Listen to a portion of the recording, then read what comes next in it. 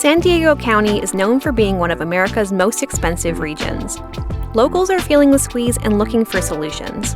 KPBS's new series, Price of San Diego, delves into the rising cost of groceries, childcare, car insurance, and even our beloved California burrito.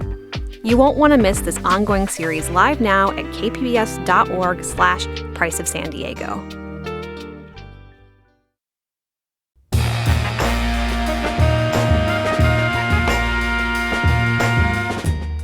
Welcome in, San Diego. It's Jade Hindman on today's show, celebrating 100 years of Black history. We start with a profile of Kira Green and her work to push racial and economic justice in San Diego. Then hear about an upcoming SDSU event that brings skateboarding and Black history into focus. This is KPBS Midday Edition, connecting our communities through conversation. In honor of Black History Month, we're profiling local trailblazers making history. Kira Green is one leader fighting for racial and economic justice for working-class San Diegans. She's executive director for the San Diego nonprofit, the Center on Policy Initiatives. Before that, she was a sociology professor at San Diego State University. Kira, welcome to Midday Edition. Thank you so much for having me. So glad to have you here. First, congratulations. And if you could, tell me about your work at the Center on Policy Initiatives. What does it mean to run an organization fighting for working class San Diegans in 2026? For me, the first thing to say about it is that it's an honor to get to do the work. All my life, what I've wanted is to do work that helped everyday working people to feel more empowered and to get their fair share of what the world offers. And so in 2026, that means getting to stand up for people who are really struggling in this moment with the increasing cost of living, the difficult time finding quality housing, quality education for their children. All of those things are things that we get to join with the community and help try to make things better. What are some of the biggest issues working class San Diegans are facing right now? I think the first thing to say is that working class San Diegans are facing challenges around just making enough money to make ends meet. And that is increasingly affecting people at all levels. But of course, we are focused on the lowest wage workers who it's almost impossible to imagine these days how people manage to find housing, how they pay for their increasing transportation and energy costs. The other thing is that, frankly, the attack on immigrants in our region continues to be a challenge. It makes it hard for people to leave their homes, to go to work, to feel safe taking their kids to school. And that's regardless of their own immigration status because people are being targeted. So I think these are some of the big deals. People are trying to make ends meet, and yet they live in a world where they're afraid of their own government and their own ability to go out and live their lives. Yeah. From where you sit, where does the lack of income, what's driving that? I think the major driver of low income in our country is the right of rich people to make as much money as they want. I think we see this most clearly, and we name a name, but Elon Musk is a prime example. There's just no limit to how much people are allowed to amass in terms of wealth, and there's seemingly no rules that say to them, a societal rule that says, hey, you have plenty. Why are you treating your workers so poorly? Or whether that's Jeff Bezos, where we're, dependent on Amazon, where workers make some of the lowest wages and work under some of the most difficult working conditions. And so I think that's really the challenge, is that we have just unfettered capitalism and a privileging of rich people over the poor every day. Mm-hmm. And it's not so much about amassing all of the wealth. It's about that, but it's about the ways in which, right, that folks do that through many times exploitation. Yeah, I think it's the same only because I don't know of a way to become a billionaire without exploiting people. There's just not a way to amass that much money. So we're not talking about people who make a little bit more than their neighbors or live very comfortably. I am talking about immense amounts of wealth, amounts people can't spend in a lifetime, and that are only created by extracting from working people in the most exploitative ways. How has your work as a local organizer changed since you actually started doing this? I think the biggest change for me in my work is that when I started out, I thought that my job was to help people organize and mostly work on policy change, and that a lot of that work could be done frankly, what I thought is that hiring people like me, having an organization that we could advocate for people. And over the years, what I've realized is that that just doesn't work. People have to advocate for themselves, and people have to hold their government accountable, and there have to be many, many thousands of organized people peacefully and consistently showing up to say what they expect out of their government. And when we work on policy, even when we're successful, if there are not everyday people engaged, then what happens is it falls out of favor. No one's paying attention, and then those policies just exist on paper. It's real people and their exercise of their rights that make that policy real. Is it difficult, you think, for people to engage in policy, particularly policy making? I think, especially working class folks. Yeah, it's definitely difficult because much of the work of policymaking happens between 9 and 5, and most people work during those hours. But I think it's gotten easier over the time that I've been in my job, and thanks to the work of many San Diegans showing up and working with us, we have things like budget hearings that take place in the evening so that people can show up. We have open government and more people aware that they can call in to talk to a person or send a letter or even make an appointment to talk to an elected official at their own time and schedule. And we continue to try to model that by holding community events where elected officials come out and hear from everyday people.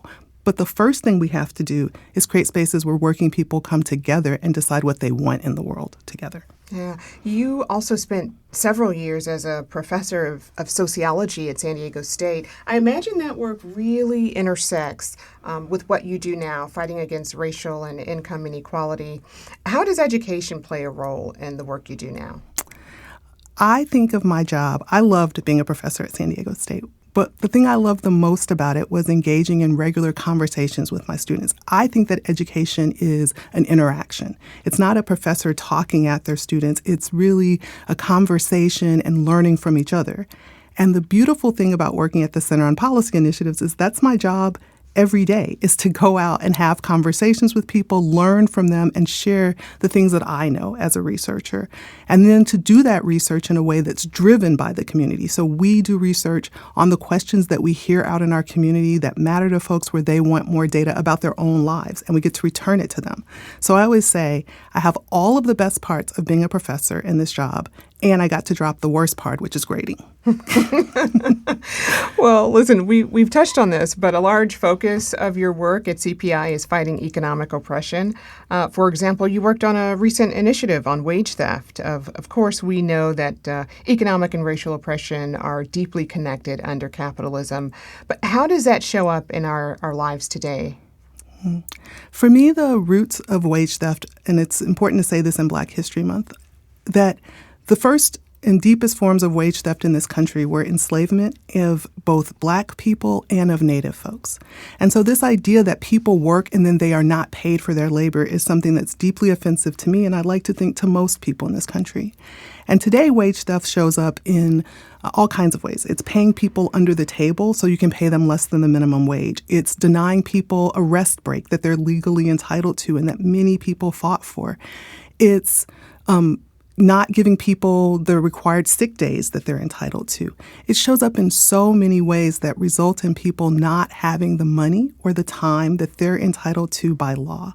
And that is rooted in, the deepest, worst parts of this country. How do you fight that? The best way to fight wage theft is, number one, to have people who are well-informed and know their rights, to have them organized so that they are less afraid of stepping up and defending those rights, and to have a government that supports them. That's why we fought for a county office of labor standards enforcement, because currently when people face wage theft, they can file a claim if they know where. They can file a claim with the state of California or with the federal government. But for instance, because this part of our government is underfunded, people wait years to have their claims heard. And you can imagine someone's just living on the edge, paycheck to paycheck. Some of their money is missing. They can't afford to wait multiple years to receive those funds. So we're trying to increase the number of offices that exist. And then the second problem that happens is that people go through this whole long process, get a settlement, the law says they're due money, and then their employer who already stole from them just refuses to pay it. So the Office of Labor Standards Enforcement has what's called a workplace justice fund. And that fund allows people who have a wage claim to be able to go to the county and get paid a portion of that claim. And then the county works to recover the remainder of those funds. So it's really just trying to make government work for people, because it's not enough if I know my rights if no one's going to help me defend them. How can people find information on that? They can go to the county website and look for the Office of Labor Standards Enforcement. And they can always call us up at the Center on Policy Initiatives, and we'll help them navigate that system. Oh, that's great. All right. This political moment, it's really marked by so much uncertainty, violence, racism, bigotry. How are you navigating that, both professionally and personally? In both my personal and professional life, the very first thing to me is to remember that I think that the most human thing is love. And if I come to work every day and remember that no matter how people are showing up, that deep in my heart I have a love for humanity, and if I work from that place, not from anger, not letting other people's anger trigger my anger, I'm not saying I'm completely immune to it, but if I just tap back into love, and that includes spending time with the people that I love most deeply, especially children, honestly, they remind me so much that the worst of what we experience is not natural to them. It's not how they come into the world. And all of us are just trying to return, I hope, to that state where we are just filled with love, acceptance, and goodness, and that if we fight anything, we fight hate, and we fight for justice. All right. Well, as we celebrate Black History this month, it's important to acknowledge that so many hard-fought gains for racial justice are now being attacked by this administration. What can we learn from history in this moment? Thing I like to remember, I tell a story all the time about a touchstone that I have. When I feel most afraid and most certain that we're going the wrong direction, I remember that I am personally descended from a woman who must have stood in a new land, taken from her home. She woke up. She was never going to see her family again. And she made a brave choice, which was to live and to form relationships and to love. And so it's a reminder to me that we've been here before and we have made progress. And while there are attacks on the things that we've won, they haven't set us all the way back. We are still here. We have our own history. We have our heritage. And when I say our history, I think that Black history is the history of all of Americans, of all Americans. So we have that history to depend on and to know that we are part of an ongoing struggle and we can win because we have before. All right. And on this show, we often talk about joy as a tool for fighting despair. My question for you is, where are you getting joy right now? The greatest source of joy for me is I have a 13, almost 14-year-old daughter, and every day with her is a lesson. I learn from her. I laugh with her. She is a joy to me and to her father, and I am grateful for the opportunity to grow with her. Wow. Well, this year's Black History Month theme is a century of Black history commemorations, marking 100 year of this important month. What does Black history, though, mean to you in 2026? I think for me in 2026, it's a reminder that we're still making Black history. And that Black history, as I said, is the history of this country. It is the birthright of all of us, every person who comes to this country, even the concept. I think it's a good month to remember that the concept of citizenship being open to everyone is part of the Black struggle, is what the emancipation meant. And it's a gift that belongs to everyone. And I think it's also a time to remember that even if we are a minority in this country, we're entitled to speak up. We're entitled to continue to fight for ourselves and others, and that that history contains the best of American tradition. Mm-hmm. Our history is very much present. That's right. I've been speaking with Kira Green. She's Executive Director for the Center on Policy Initiatives. Kira, thank you so very much. Thank you.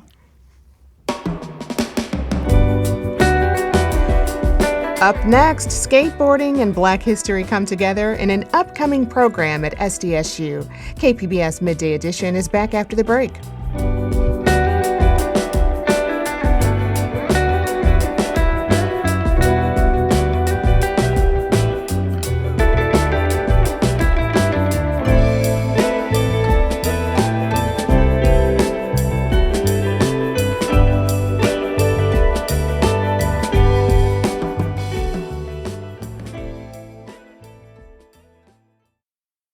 Welcome back. You're listening to KPBS Midday Edition. I'm Jade Hindman.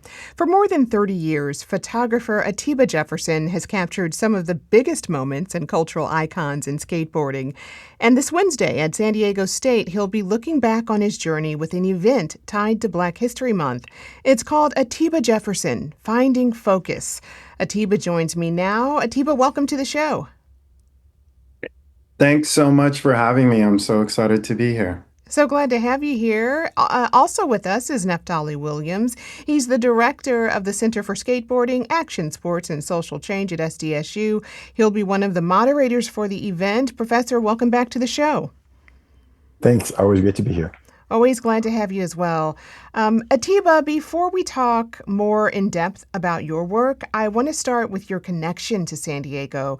You actually came to Oceanside before moving to LA. What role did San Diego play in your early journey? San Diego played a really, really big part of my journey early on because I first visited San Diego was the second place I had ever visited leaving my home state of Colorado.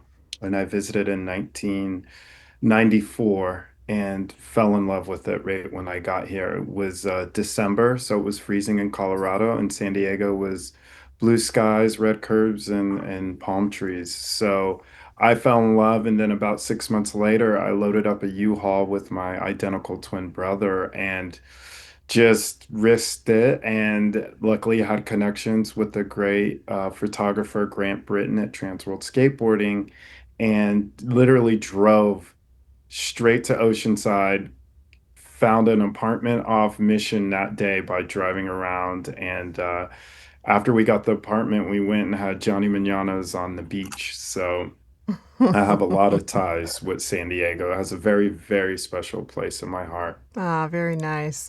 Professor Williams, Atiba is an iconic name in the skateboarding scene. Do you remember your first introduction to his photography? I would say I'd seen it in the magazines all the time, but my best introduction was with through a mutual friend of ours, which is legendary skateboarder Kareem Campbell, and Atiba was Kareem's photographer for his brand City Stars. And later on, I went on to work with Kareem, and he was the one who really who just helped me know Atiba, learn more about his process, and really value all the work that he did in the game. But I was a fan just like everyone else. Like, for those who might not be familiar, how would you describe Atiba's work and its cultural significance? I mean, it's the best way to think about it is it's a game changing. Everything he did was game changing because he would switch the formats of cameras. He would shoot in different ways, color, cross process, do all these things that other photographers were not doing at the time. And he brought a love of skateboarding and a love of photography across fields into skateboarding in a way that hadn't been done before. I mean, as he knows, everyone got a Hasselblad after he got his Hasselblad camera, and he just really he made everyone rethink how beautiful skateboarding could be and in just a new way.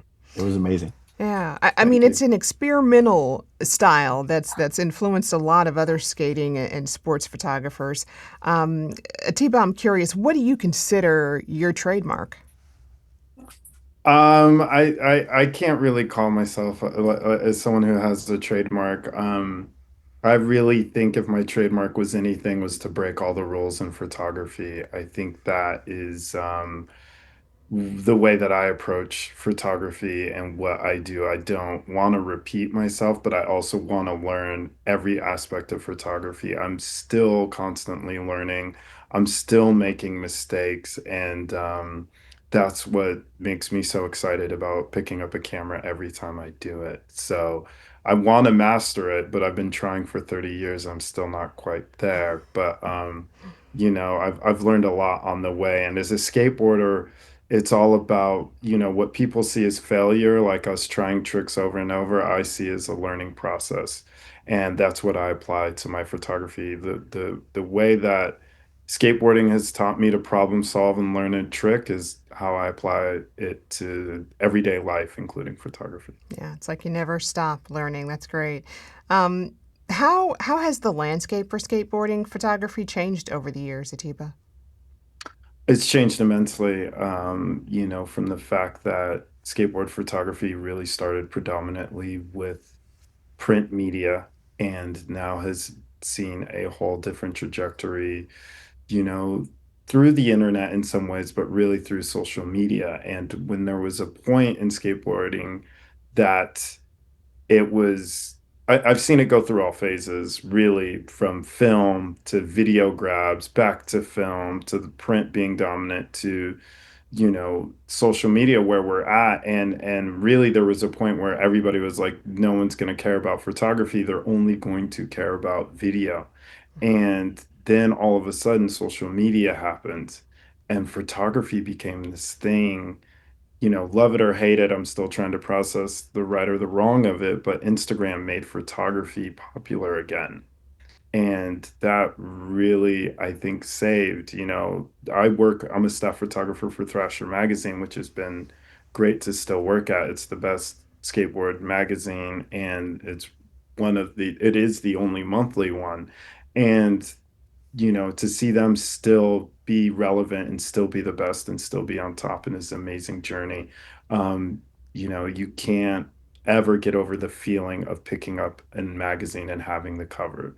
That is something you can't replicate with a phone or internet and stuff like that. Yeah. Professor Williams, what are your thoughts? Oh, I agree. I mean, there's been just such a movement in seeing Atiba, flourish in any medium, in any magazine, and continue to make that connection. One of the things that excites me the most about him is he's been through several generations of skateboarders and still always remained relevant with every new generation coming up, which is a testament to the type of photography and images that he's produced. And he always has his ear to the streets. And I also just want to go back for a second and think through what he said about learning. That's one of the things that I learned about Atiba before I met him, is that every photographer I knew said, man, there's nobody who wants to study the actual technique of skateboarding more. And he's done that. And that's what's continued to drive his work and make it something that everyone's been proud of. And I think that's a testament to his ability to shoot beyond skateboarding, is that he is really a student of it. And I'm excited for our SDSU students to get to see someone with so much passion and drive, and who's had so much influence on the culture, because he naturally loved it and wanted to be the best he could be. Wow. Well, and speaking of, Thank you. yeah, and speaking of culture, Welcome. Atiba, like outside of skateboarding, you've also captured the culture keepers in art, music, sports. In fact, you were a photographer for the Lakers during the Kobe Bryant and Shaq era. How did your experience in skate photography prepare you for those roles? I mean, the thing about scape photography is that we're constantly having to think quick. Spots are a kick out. You don't know the weather. You don't have craft services. You don't have these easy things on commercial shoots or at an event. No one's bringing you a water. You got to be quick on your toes. So when I go into those other things, it's actually a lot easier, to be honest. I think skateboard photography next to outdoor rock climbing, Nat Geo type of photography is one of the most complicated type of photographies. But, I also think what I learned from the basketball world changed my photography. And that's what I learned early on is take these influences from other things and bring them into your world. And, that's also the great thing. The world has so many skateboarders. So I found that in art, there was a skateboarder that you'd work with, and they'd be like, I'm familiar with your work. In music, it happens all the time. And I think that's one of the greatest things, that I have so much pride on being a skate photographer and not trying to hide from that, because I've realized that it's made me a very special and unique photographer. Whereas if I was just a music photographer, I don't think it would be as special if I was just this is no shade to those other fields, but I think being a skate photographer has made me very, very, very unique of a photographer, and it's made me approach shooting those other things in a different way. Yeah. Well, Professor Williams, this event is taking place during Black History Month. And skateboarding has become a safe space. It's been a safe space for the Black community. Can you talk more about that and how skating has built that space? I would just say what's been wonderful is skateboarding has been a space for all of us to grow together and take a single love that that drives so many young people, regardless of what their race, gender, background, and created that community. And so for us to be able to celebrate this for Black History Month and honestly just to be able to have Atiba on stage and Adrian Slobo on stage and show people that you can pursue skateboarding in a number of fronts as a Black person, as African American, but really as anyone, and see that Atiba's there as a master photographer. I'm in an academia. Adrian Slobo, who is just an amazing skateboarder, pursuing her professional endeavors. I think that that's just something that shows that Black people can exist in numerous fronts in skateboarding, and we want to invite people who have not looked at skateboarding as a way, a place for their future, or maybe there might be some preconceived notions about who participates in skateboarding. And so we're really excited to be able to present that and just let people see that as Atiba will tell you and Adrian will also say, is like it's been a space for us to grow together despite the way that the world can be at particular times. I think it's a great testament to excellence in both skateboarding culture, and for Black folks within the space. Atiba, you've sort of documented all that. You did a film with ESPN called Monochrome, celebrating the Black experience in skateboarding. What did you really want to depict about the experience of Black skaters and the history there? I mean, there's a lot. As someone who was so inspired by the early street skaters that were Black, Ray Barbie, Kareem, Sal Barbie, because for me, I started skating in 1989, and that's right when the transition came from predominantly vert ramp skating, a lot of predominantly white skaters, to street skating, where one of the first skaters I ever saw pro was Ron Allen, and he's Black. And that was like, I can relate to that. And in 1989, we didn't have internet, we didn't have these things. So it was really about seeing what was in front of you. And feeling like an outcast growing up in a predominantly white school and area, skateboarding was a place that I felt like no matter what I was into, it was accepted and okay. And, that's the great thing about skateboarding. It's very inclusive. It's not perfect. I'll always say that.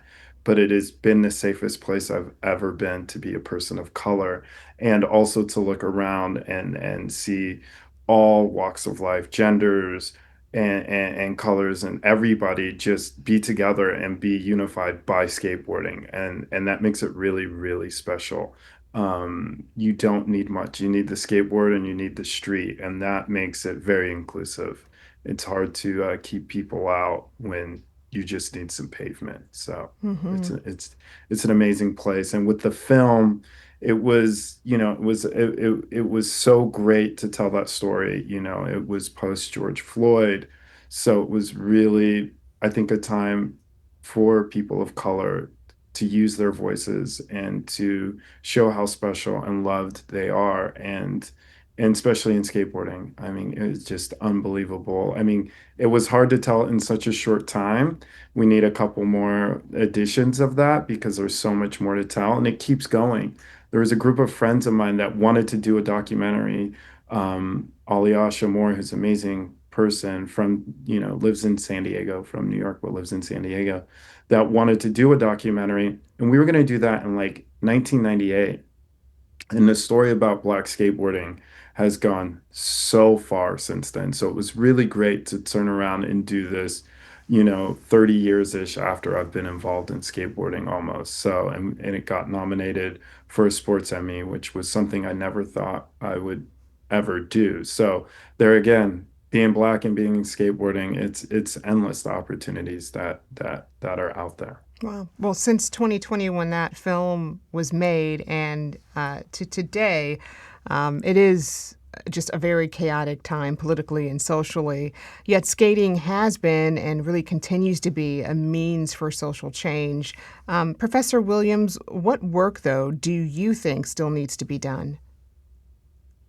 I think it's just a case of always thinking who's missing, what group, what personality, who's not at the session, and what can we do to make sure that they feel that skateboarding can be for them. Even though Atiba and I are talking about this, we still need to always be present in understanding that there are folks who might feel that they don't know that they're included. And so one of the things that we always do is think of, how do we generate new meetups? How do we, how do we march forward or roll forward in a way that allows everyone to see that we really do value them and that we want them. And I think that that's sort of the most important thing. And, it is always a case of knowing that skateboarding has the opportunity and to recognize that we are sort of the vanguard, and that we want to continue to be an example in the world that sometimes is not great and can be chaotic, as you said. But how do we stay to the ethos of, we're a community that stands up for each other and that makes sure that everyone can be involved. And so, we just always need to be reflective. Atiba, what are your thoughts on that?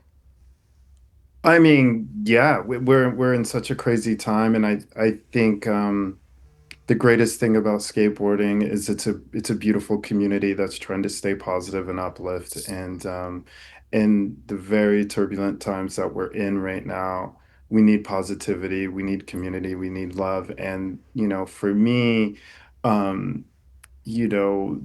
last protest, every protest that I go to, I do a lot of going to protests, and I think as a skateboarder, the great thing, social media is a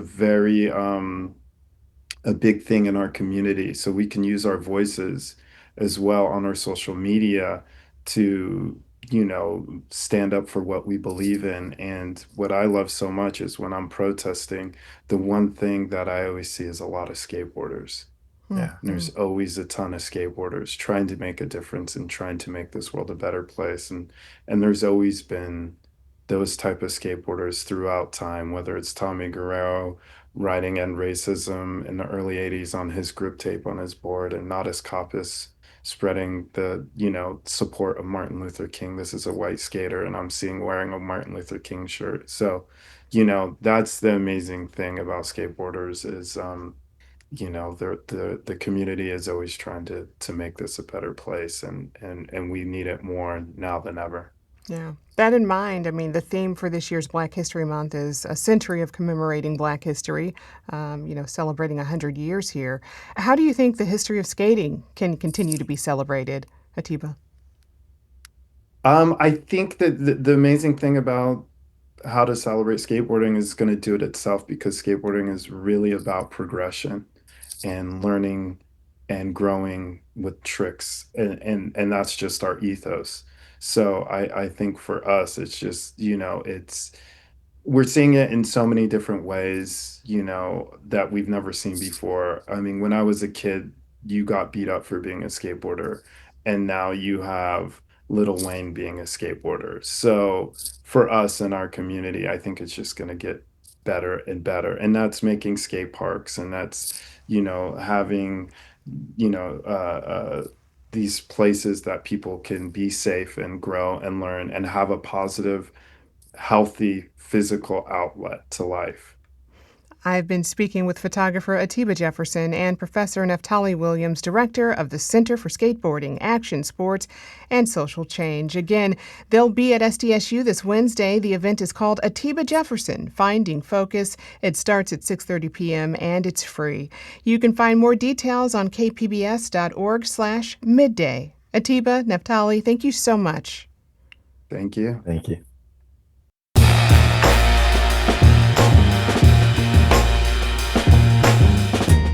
That's our show for today. I'm your host, Jade Hindman. Thanks for tuning in to Midday Edition. Be sure to have a great day on purpose, everyone.